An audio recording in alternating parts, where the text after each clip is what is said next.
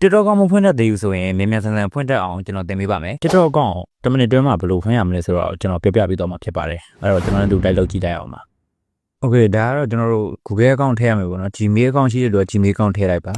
Okay မွေးနေ့ကတော့ကိုမွေးနေ့ကိုထည့်လိုက်ရတယ်တခြားဟာထည့်လိုက်ရတယ်ပေါ့နော်ကိုမွေးနေ့ကိုထည့်ရတော့အကောင်းဆုံးလို့ကျွန်တော်ထင်ပါတယ်မွေးနေ့ရွေးကိုရရင်တော့ကျွန်တော်တို့နာမည်ထည့်ရမယ်ပေါ့နော်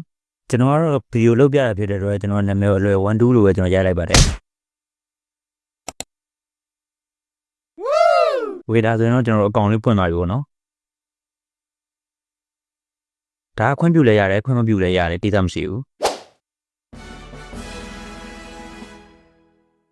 တကယ်လို့ကျွန်တော်တို့ပုံတင်နေတယ်ဆိုရင်တော့အဲ့မှာဓာတ်ပုံပြောင်းမှာဆိုတာလေးကိုကျွန်တော်တို့နှိပ်ပြီးတော့တင်လို့ရပါတယ်ဒါကတော့ကျွန်တော်တို့ရဲ့ကိုကြီးအချင်းပေါ့နော်ကျွန်တော်ဒီအကောင့်ပိုင်ရှင်ကဘာလုပ်တယ်ညာလုပ်တယ်ပေါ့နော်Okay ဒါဆိုရင်တော့ကျွန်တော်တို့ TikTok အကောင့်လေးကိုရရှိသွားပြီဖြစ်ပါတယ်။ဒီပညာနဲ့ပတ်သက်တဲ့ဘိုးသူတာတိုထွာလေးတွေကိုအချိန်နဲ့တပြင်းကြီးသိရှိတင်ဖို့အတွက်နေ့စဉ်ညနေ6:00နာရီပွဲတိုင်းမှာတင်ဆက်ပေးနေပါတယ်